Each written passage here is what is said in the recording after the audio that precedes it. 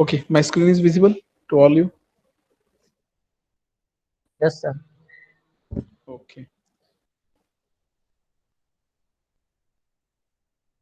Okay. So as per our syllabus of the second chapter, we have completed that previous point departmentation. So today we will start the authority point. Okay. So in that organizing point, I think this is the second last point. Okay. Authorities, delegation, and then decentralization. So we will start the first staff authority, that is line authority. We can call it as staff authority or line authority. Okay. So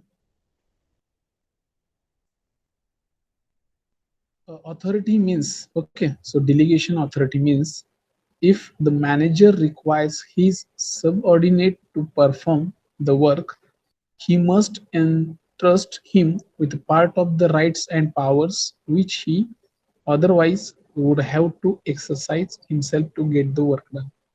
Okay. So the simple language, a staff authority delegation means that person has to ready to give that all the authorities to that desired person. Okay. So staff relationship is advisory. The function of the people in a pure staff capacity is to investigate, research, and give advice to line manager. Okay.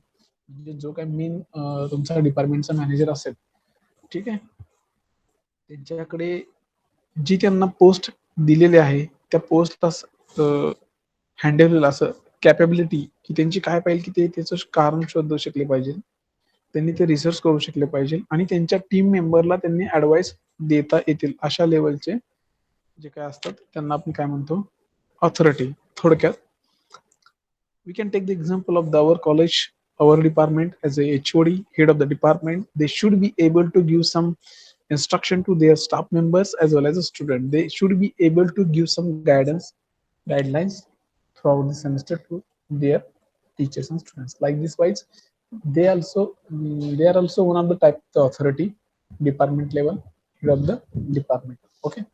So, what are the functional activities required or should be uh, we are just able to focus from their different authority? So that thing we will discuss. So a manager, 1 minute, 34 Madan Patil. Right now you are just trying to connect. Okay, no problem. A manager is an enterprises cannot do all the work himself. Okay. So for accomplishment of the organizational goals, whatever set from the owners, he has no capacity to do all the work and to take all the decisions. ठीक आहे, manager काय सगळं काम स्वतः करत नाहीये. जे काय ऑर्गनायझेशन गोल सेट केले ते अचीव्ह करण्यासाठी ते काय करतात, his decision making capacity is limited and therefore he assigned part of his work to his subordinates along with proper authority to accomplish the task. मग तो मॅनेजर काय करतो की त्याचे जे काही सबऑर्डिनेट आहेत त्याच्या खालचे जे मेंबर्स आहेत त्यांना ते टप्प्याटप्प्यात काम वाटून देतात. This downward pushing of authority to make his decisions is called as a delegation of authority. एक थोडक्यात काय आहे, एक pyramid structure. Already we have discussed regarding that. So top level manager, they should ensure about the completion of the work. So they should give their responsibility or divide their responsibility into a number of steps. Steps is nothing but just level of the workers.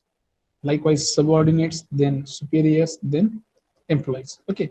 So ते काय करतोय manager, फक्त त्याचं काम फक्त ह्या लेवलच्या माणसांकडून complete करून घेतोय. यालाच काय म्हणायचं की डिलिगेशन ऑफ ऑथॉरिटी. एक प्रतिनिधी, डिलिगेशन म्हणजे प्रतिनिधी, प्रतिनिधी नेमायचा कोणाला तरी आणि त्याच्या थ्रू हे काम पूर्ण करून घ्यायचं. It should be remembered that by delegating authority, the manager does not surrender his authority and the manager still retains overall authority. बऱ्याच वेळा एक सिंपल एक्झाम्पल देतो. आपण काय म्हणतो, एकमेकाची कामं एकमेकावरती ढकलायचं. ठीक आहे. असा प्रकार तुमच्यामध्ये पण घडत असेल स्टुडंटमध्ये. आणि एखाद्या ऑर्गनायझेशन मध्ये त्याचं एक एक्झाम्पल देतो तुम्हाला. Suppose we can take the example of the any of the engineering colleges, and we can take the example of the 4 to 5 departments like CSE, mechanical, electrical, likewise civil. So from organization, our principal, each and every HOD will get one instruction regarding the one important work. Okay, so after that, each and every HOD, they are just dividing that work into the their staffs. Once they will decided to complete that work throughout their faculties or teachers, they will just assign the number of the peoples and they will start doing the work. पण बऱ्याच वेळा काय होतं की ते HOD ते काम वाटून दिलं, याचा अर्थ त्यांची ऑथॉरिटी, त्यांचं जी काही रिस्पॉन्सिबिलिटी आहे ते काम संपलाच नाही. बरेच जण असे करतात की झालं मी वाटून दिले, माझं काम संपलं, ते कम्प्लीट करतील ते किंवा नाही करतील. ठीक आहे, पण याचा अर्थ असा नाही. डिलिगेशन ऑथॉरिटी म्हणजे फक्त तुमच्या कामाला तुमच्या ऑथॉरिटीच्या खाली एक प्रतिनिधी नेमायचा आणि ते काम पूर्ण करून घ्यायचं. असं तुमच्या बऱ्याच ठिकाणी घडलं असेल. एखाद्या विद्यार्थ्याला एखादं काम सांगितलं तर तो काय करतो, त्याचं काम 4 जणांना सांगून ठेवतो खाली विद्यार्थ्यांना, आणि तो त्याची रिस्पॉन्सिबिलिटी टाळतो आणि परत त्याच्याकडे लक्ष देतो. तर ह्याचा अर्थ असा नाही. डिलिगेशन ऑथॉरिटी म्हणजे काय, सपोज एखादा student, suppose roll number 34 Madan Patil has a one of the coordinator of the one of the student activities. So they should he should ensure completion all activities regarding that activities whatever that we are conducting throughout the students. So he should ensure that all the completion, fully 100% completion of that activities should be done. Okay, throughout the, you can take the help of the number of the student, that is a different aspect from his concern. Okay, so like this way, delegation authority means just dividing the work throughout the your प्रतिनिधी, like we can call as a subordinates, superiors or employees. एक सोप्या भाषेत सांगतो, delegation authority म्हणजे फक्त तुम्ही एखाद्या कुठल्या तरी मोठ्या पोस्ट वरती आहात, फक्त तुम्ही काय करायचंय, वर्क कम्प्लिशन करून घ्यायचंय through out your different level. So simple and easy definition. Okay, so next point is functional authority. काय काय, the right delegated to an individual or department to control specified process, practices, policies or other matters relating to the activities undertaken by person in other departments. हे जे मी आता बोललो त्याच गोष्टी फक्त कशाबद्दल आहेत की जे काय तुम्ही एखादं वर्क कम्प्लीट करून घेताय त्याच्यावरती कंट्रोल ठेवणे. एखादं चुकीची गोष्ट घडत असेल तर त्याच्यावरती इन्स्ट्रक्शन देऊन परत त्या मॅनेजरनं ऍक्शन टेकिव्ह करेक्टिव्ह ऍक्शन घ्यायचं. जे काय तुमच्या प्रोसेस आहेत त्याच्यावरती, त्याच्या प्रॅक्टिसेस ठेवायच्या कामाच्या, जे काय तुमच्या पॉलिसीज आहेत त्या लक्षात ठेवून ते काम पुढे कंटिन्यू करणं. ह्या गोष्टी पर्सन टू पर्सन ऑर डिपार्टमेंटला तुम्ही ते दिलेल्या नेमलेल्या प्रतिनिधीसोबत तुम्ही ते काम करून घ्यायचं. त्यालाच काय म्हणायचं, लाईन ऑब्लिक स्टाफ ऑथॉरिटी किंवा डिलिगेशन. ठीक आहे, next point that is a decentralisation. Okay, आपण इंटिग्रेशन हा शब्द ऐकला असेल, त्याच्या एक्झॅक्ट अपोजिट डिसेंट्रलायझेशन. इंटिग्रेशन म्हणजे काय की आपण वेगवेगळे पार्ट एका ठिकाणी कंबाईन करतो, that is called integration for easy workload. But here we are just making some separate department. We are taking example of the any department or any organization for making superior work or making some different small units in industry for better workflow. So for that purpose, we are going to just disperse decision making. Means top level manager will make some decision, one single decision, and they will impart the decision into their team members or their first subcoordinates. Then that subcoordinates will impart or implement that decision into the superiors, and that then superiors will be implement that decision into the employees.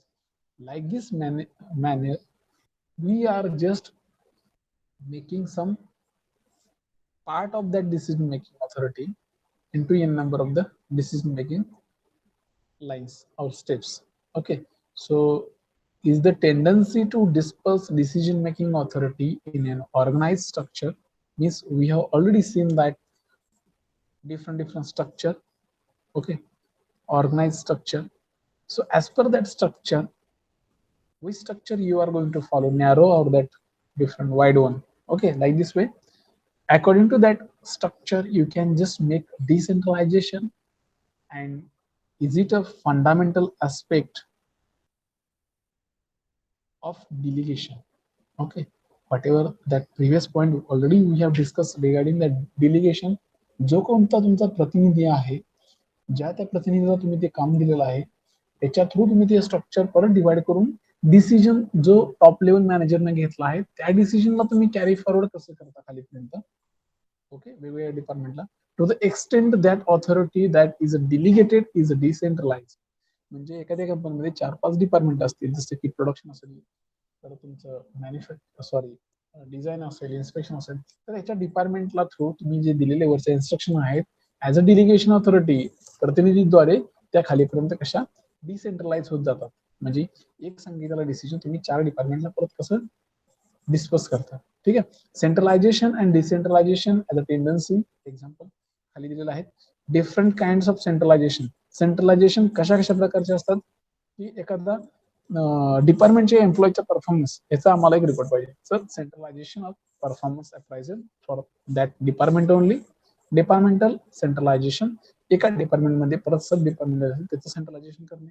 Centralization of management throughout the all organization, all type of management. I want to a combined report. So for that purpose, we can make a combined management centralization. Okay. Decentralization as a philosophy and policy. We can take as a philosophy, we can take as a policy. So as per the requirement of the organization, we can take any meaning. Okay. So decentralization म्हणजे काय?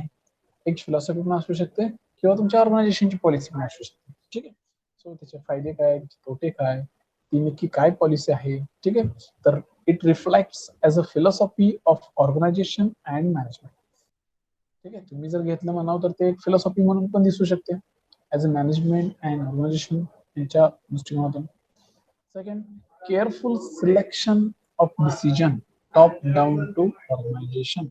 आता ह्याच्यामध्ये जर बघायला गेलं तर कसं होतं, जर एखादा वरून आलेला म्हणजे ओनर ऑर्गनायझेशन कडून आलेला एखादा डिसिजन, ठीक आहे, तर त्याच्यामध्ये कसं होतं की तो डिसिजन परत मेन जो मॅनेजर आहे डिपार्टमेंटचा किंवा कंपनीचा तो थ्रू आउट सगळ्यांना कंबाईन सांगतो. त्याचा एवढा इफेक्ट नाही पडत. ठीक आहे. इफेक्टिव्ह नाही होत ते थोडक्यात.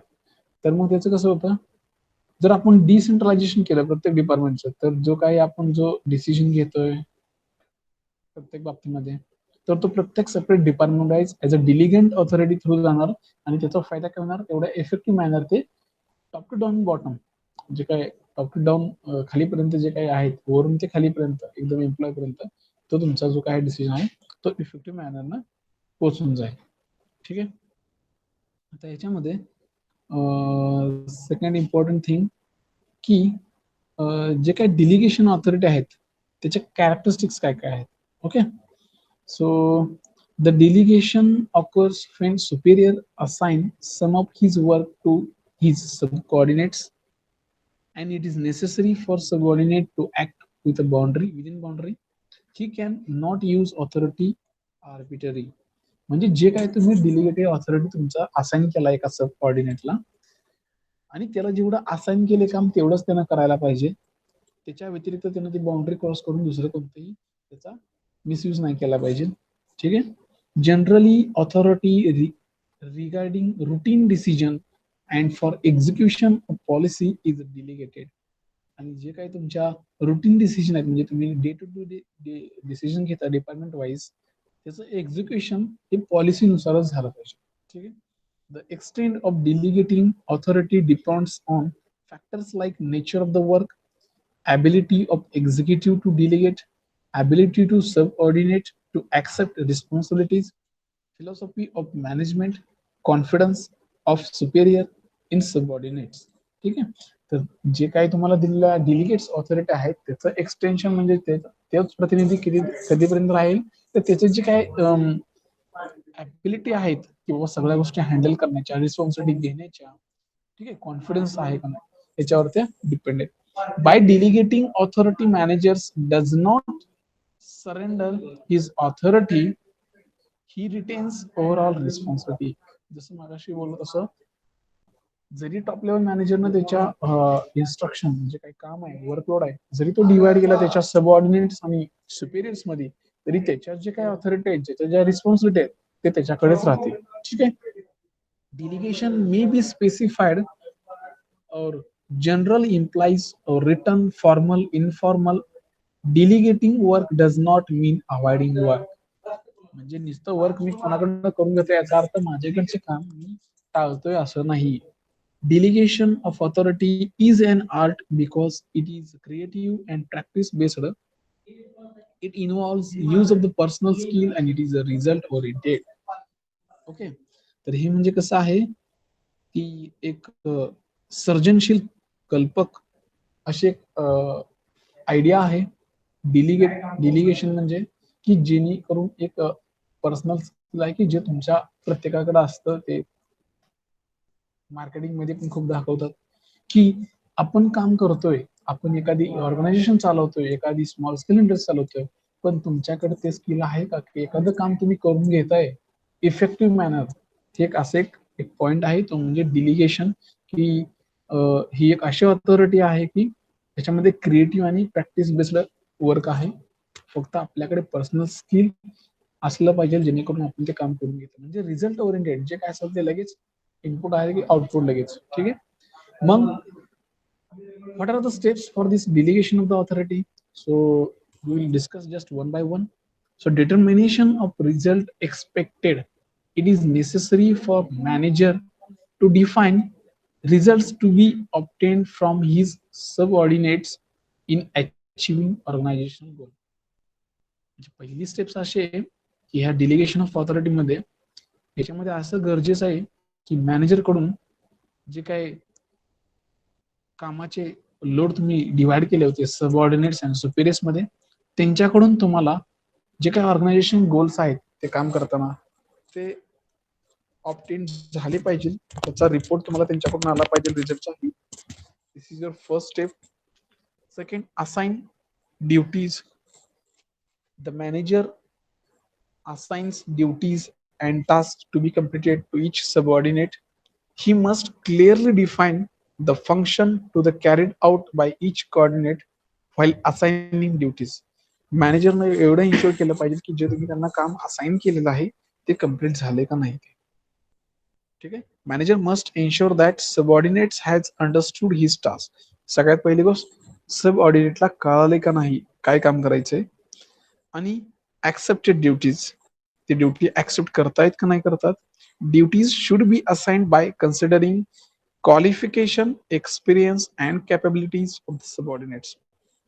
तुम्ही जे काम असाइन करत असताना तुम्ही हे पण लक्षात घेतलं पाहिजे की त्या सबऑर्डिनेटचे तेवढं क्वालिफिकेशन आहे का त्या कामासारखं, एक्सपिरियन्स आहे का त्या कामाचा, त्याच्या कॅपेबिलिटीज आहेत का, तरच त्यांना ते काम असाइन करायचं. Next, give authority. Assignment of duties should give along with proper authority. Subordinates cannot discharge their duties without proper authority. जर मी त्यांना ऑथॉरिटी दिली ऍज अ मॅनेजर आणि त्यांनी जर ते प्रॉपर काम नाही केलं आणि ते एकदमच मधूनच म्हटलं की मला हे नको आहे, मी सोडून देतोय, पण हे त्यांनी प्रॉपर ऑथॉरिटी कडून हे सगळं केलं तर ठीक, नाही without taking proper authority they can not leave their responsibility. By getting authority or granting authority, subordinates are allowed to use resources to take the decisions. जर त्यांनी त्यांना ऑथॉरिटी ग्रँट झालेली असेल मॅनेजर कडून तर सबऑर्डिनेटला एक मोकळीक आहे की त्यांनी ते त्यांचे डिसिजन घेण्यासाठी जे काही रिसोर्स आहेत ते फॉलो करू शकतात. ठीक आहे. नेक्स्ट स्टेप काय आहे, क्रिएट अकाउंटेबिलिटी फॉर परफॉर्मन्स. ठीक आहे. जबाबदारी जी काय आहे, कामगिरी पूर्ण करण्याची जी काही कृती आहे त्याला त्यांच्या परफॉर्मन्स मध्ये बघता आली पाहिजे.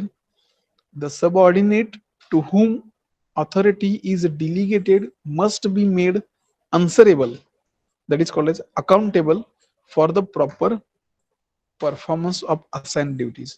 जे काय आपण सबऑर्डिनेटला काम दिले तर ते सबऑर्डिनेटने काम पूर्ण करत असताना त्याला अन्सरेबल पाहिजे, should be give some accountable information regarding that assigned duties, and the extent of the accountability is depends upon extent of the delegation of the authority and responsibility.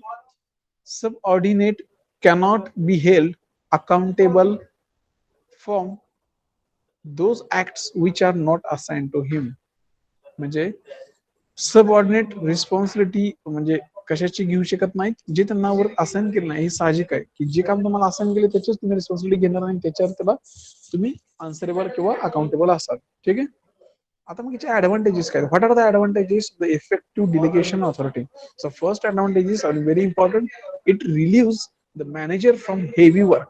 Means those who are having as a big position authority, they already have full of the workload, so they will small amount they will relieve their duty. So according to delegation of the authority relieves the manager from the heavy work, and he can thus concentrate an important manager work to accomplish organization work.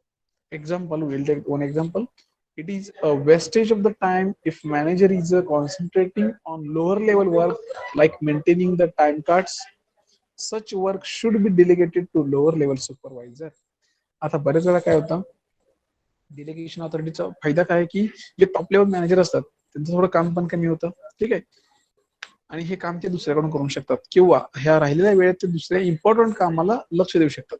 Example काय सांगितलं मी आता, जर तुम्ही top level मॅनेजरला फक्त time card जे काय card असतात त्याचं तुम्ही काम सांगितलं तर ते असं होत नाही का हायर क्वालिफिकेशनच्या पीपलला पिऊनचं काम दिल्यासारखं. हा वेस्टेज ऑफ टाइम आहे.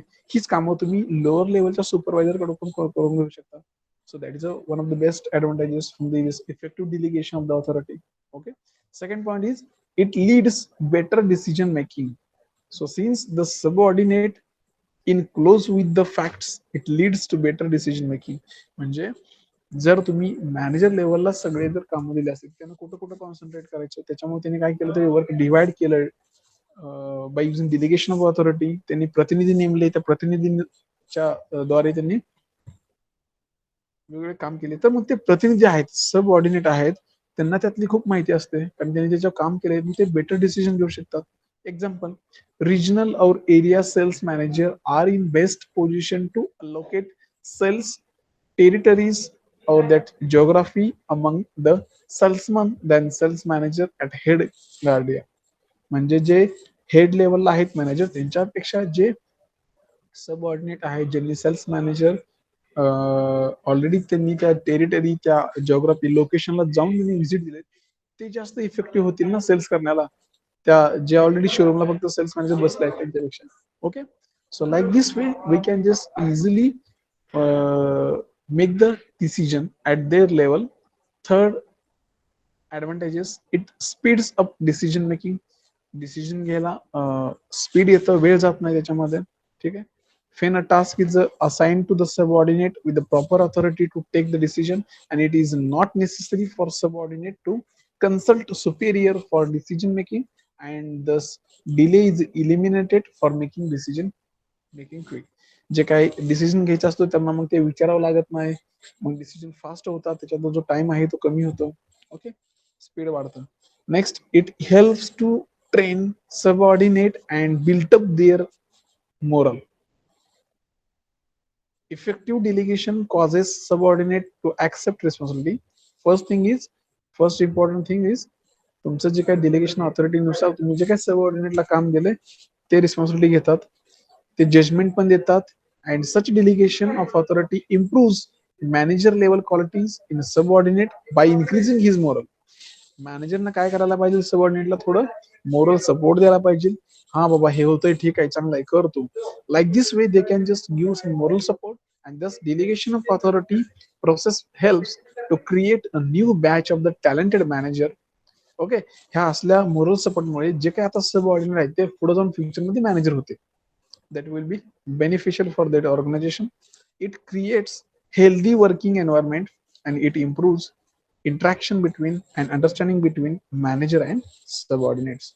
परत ह्याच्यामुळे काय होतंय, मॅनेजर आणि सबऑर्डिनेट मधलं रिलेशन पण इम्प्रूव्ह होते आणि सबऑर्डिनेट मधून फ्युचरमध्ये आपल्याला मॅनेजर भेटतात.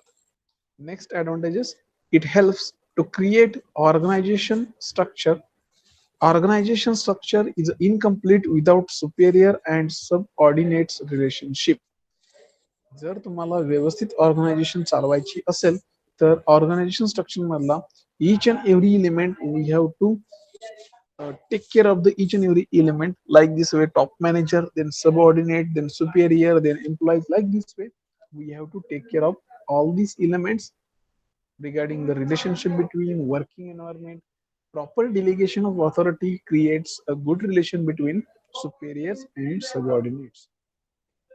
ओके, प्रॉपर तुम्ही प्रतिनिधी नेमले तुमच्या कामामध्ये डिपार्टमेंटमध्ये, तर तुमचं जे काही रिलेशन आहे सुपिरियर्स आणि सबऑर्डिनेट ते छान पद्धतीने तयार होईल.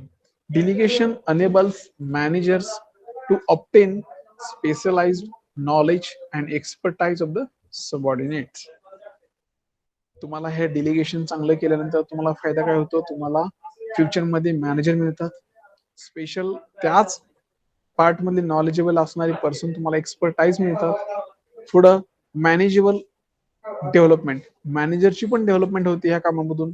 Through the delegation of a batch of lower level manager get valuable experience in decision making. Lower लेवलचे जे मॅनेजर असतील सुरुवातीला त्यांना ह्याच्यातून अभ्यास करून किंवा सगळ्यांच्या एक्सपिरियन्स एक चांगले एक्सपिरियन्स मिळतील.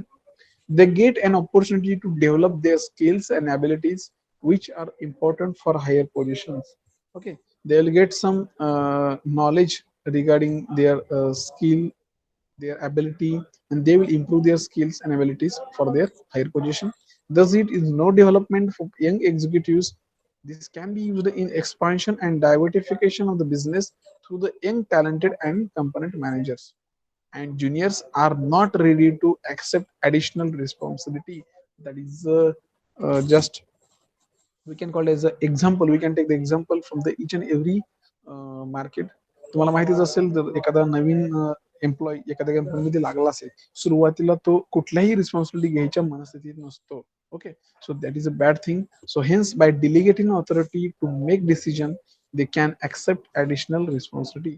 नंतर काय करतात, त्यांचा प्रतिनिधी आहे तो त्यांना काहीतरी समजून सांगतो, काहीतरी गोष्टी सांगतो ऍडिशनल, आणि त्यांना तो रिस्पॉन्सिबिलिटी ऍक्सेप्ट करायला सांगतात. Okay, so these are the some advantages.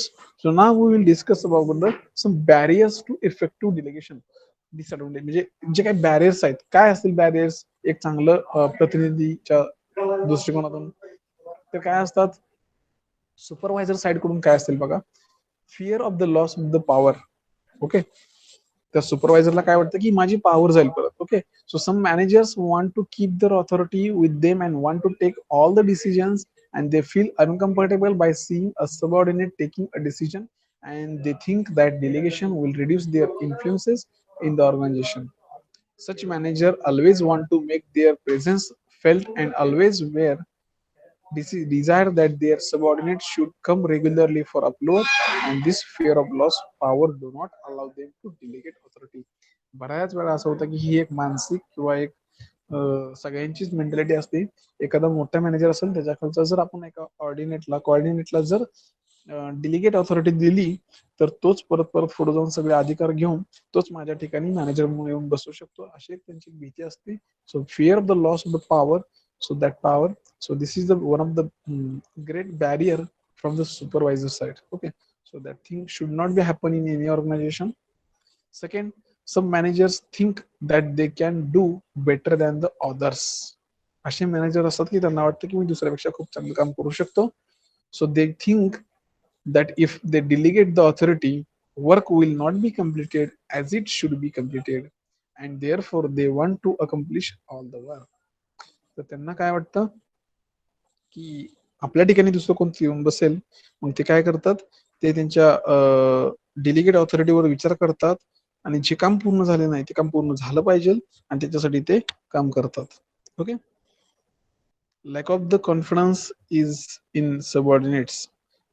Some managers have doubt about their subordinates. म्हणजे काय काय मॅनेजरला असं वाटतं की जे काय मी डिलिगेट ऑथॉरिटी दिली आहे सबऑर्डिनेट्सला, सुपिरियरला, त्यांच्यावरती डाऊट घेतात. They are not 100% ensured that regarding their subordinates and superiors for completion of the work. So that things leads to the some barriers of the effective delegation. fear of the being exposed of inefficiency. Some of the managers are incompetent.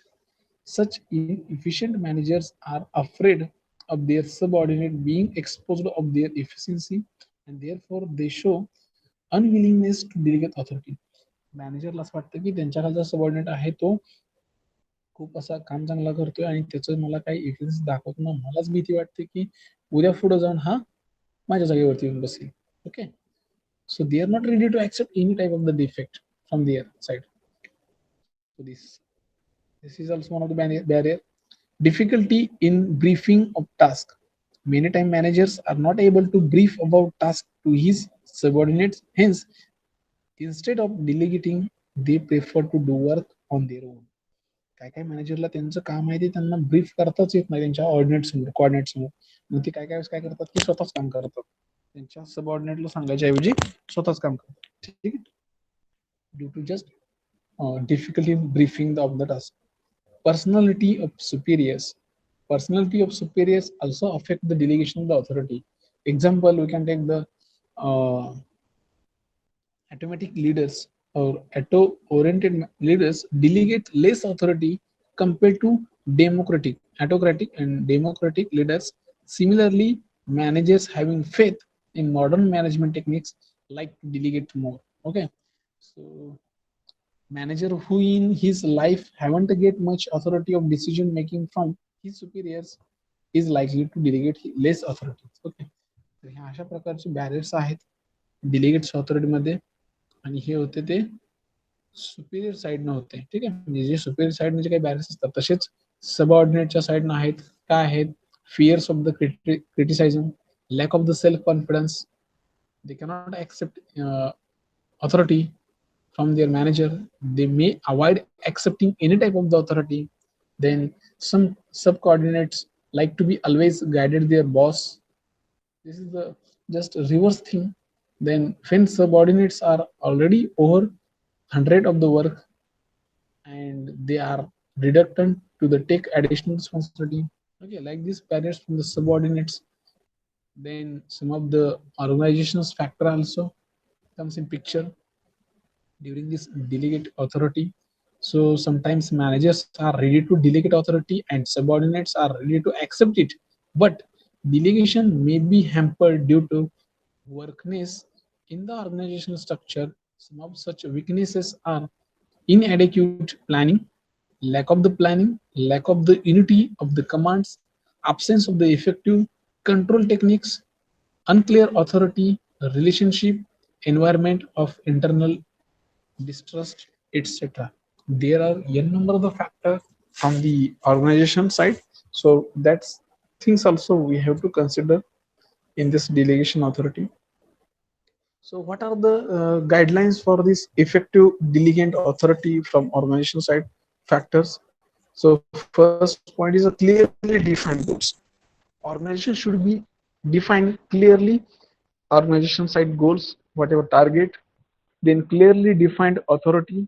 They should ensure that they have to define clear person for that authority. Then proper motivation, they should have to give some proper motivation from their managers subordinates. Okay, then appropriate working environment.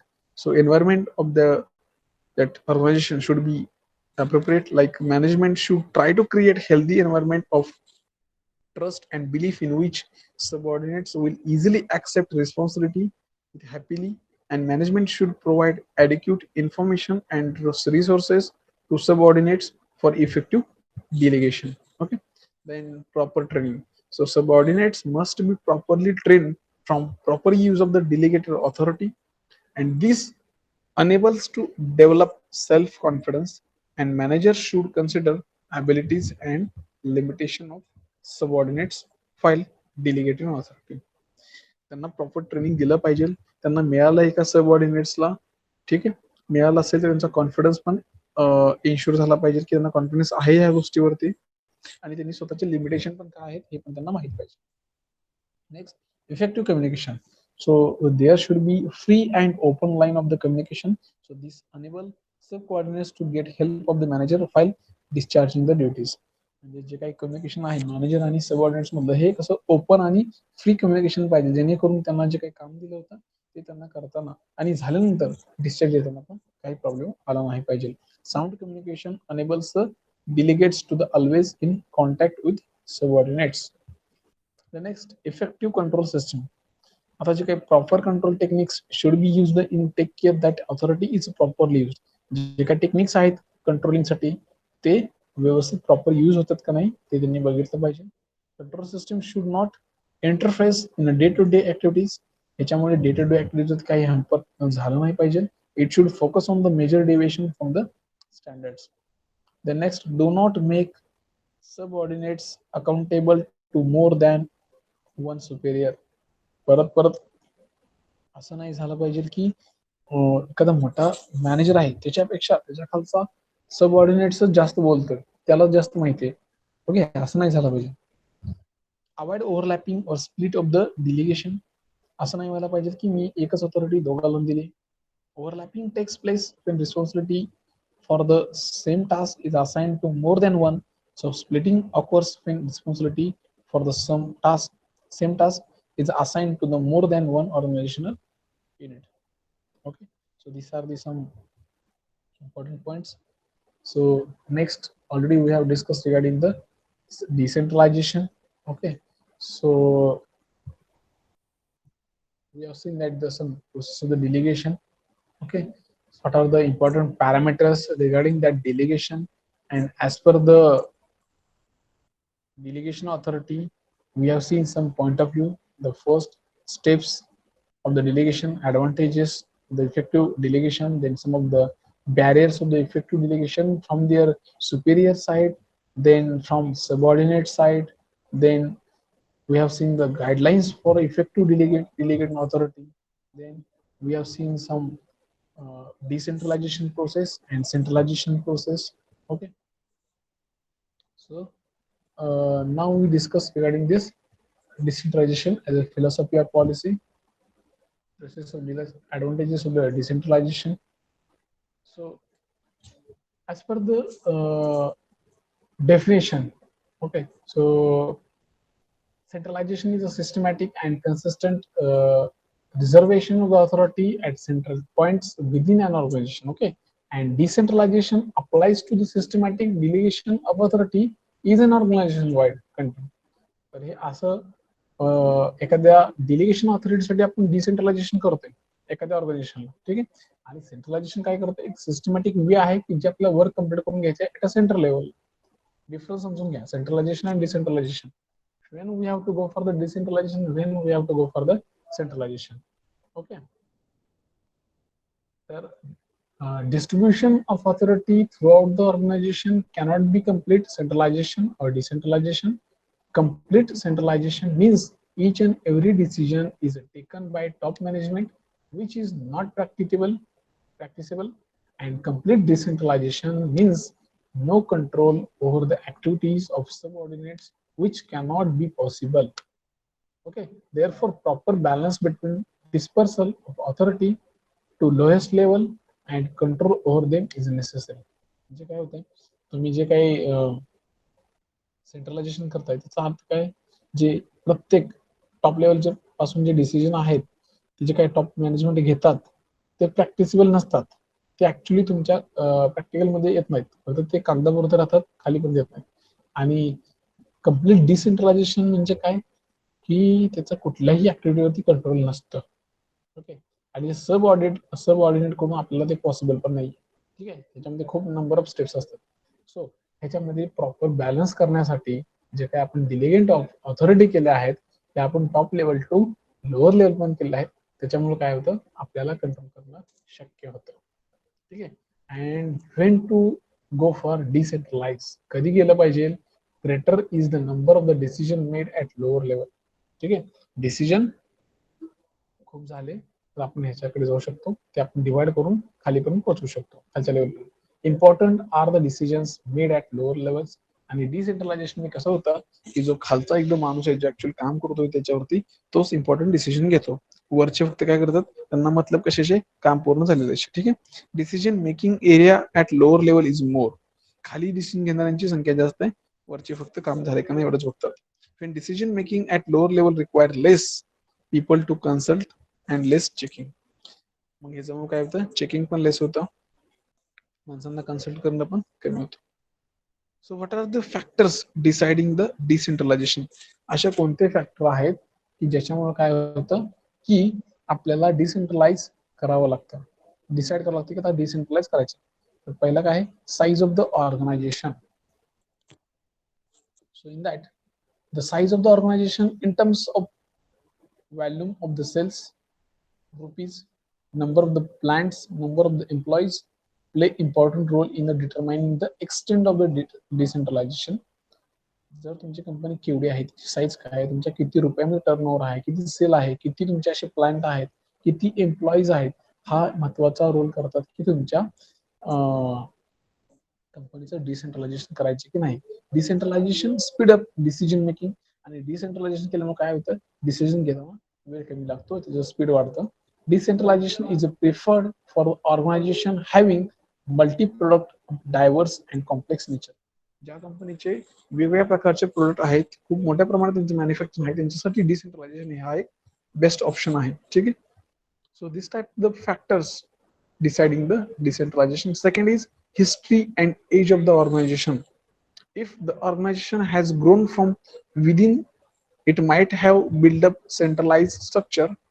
On the other hand, if has grown by acquisition and mergers, so it is likely to be decentralized. जर तुमची company पहिल्यापासून फक्त तिथंच built up झालं असेल तर central structure ठीक आहे. जर तुमची कंपनी अशीच कुठं मर्ज होत एकमेकाच्या ह्याच्यात ऍक्विजिशन आली आहे तर तुम्ही डिसेंट्रलाइज व्हायला काय हरकत नाही. ठीक आहे. Philosophy of top management. Some managers do not like to delegate authority. They themselves do not do the work, while some managers take equal pride in confidently delegate authority to their subordinates.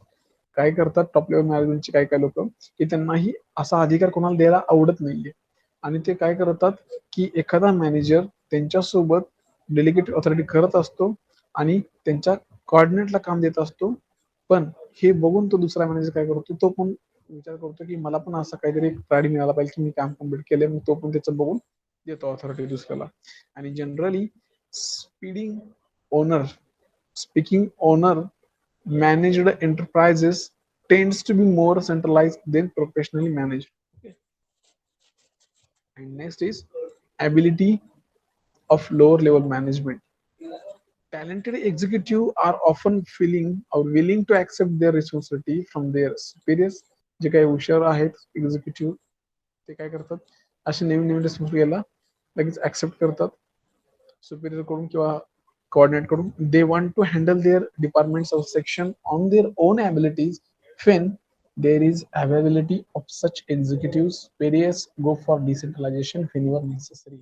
So these are the major factors for deciding the decentralization. असे जर चांगले चांगले superior executive असतील जे responsibility घ्यायला तयार असतील, काम करायला तयार असतील, तर ते डिसेंट्रलायझेशनला जाऊ शकतात. ठीक आहे. So we have seen today very important point as a